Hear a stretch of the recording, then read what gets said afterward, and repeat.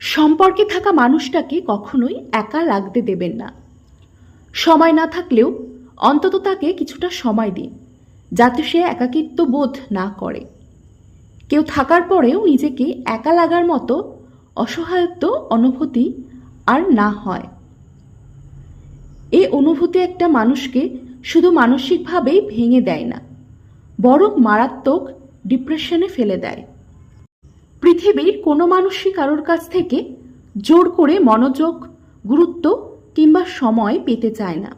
সে চায় কেউ নিজের থেকেই তাকে সময় দিক, তার প্রতি একটু মনোযোগী হোক, একটু কেয়ারিং হোক। আগ্রহ হারিয়ে ফেললে তা সরাসরি বলে দিন।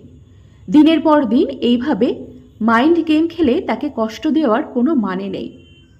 ব্যস্ততার অজুহাতে যাকে দিনের পর দিন মানসিক যন্ত্রণা দিচ্ছেন, সেই মানুষটা কিন্তু কোনো অপরাধ করেনি।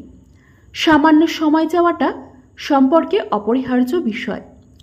সুন্দর একটি সম্পর্ক নষ্ট হয়ে যায় সামান্য ব্যস্ততার কারণে।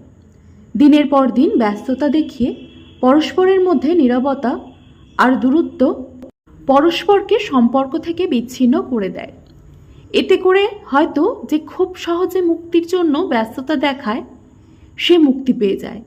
তবে দিনের পর দিন যে খানিকটা সময় চেয়ে চেয়ে মানসিকভাবে ভেঙে পড়তে থাকে, সে আর নিজেকে স্বাভাবিক করে তুলতে পারে না। ব্যস্ততা সম্পর্কে অভিশাপ স্বরূপ।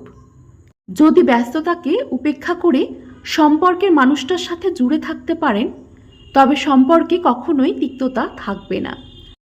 আর যদি সম্পর্কের চেয়ে ব্যস্ততাকে প্রাধান্য দেন, তবে দুজনের মধ্যেই যে কোনো একজন ঠিকই নিজের ভালো থাকাটাই হারিয়ে ফেলবে।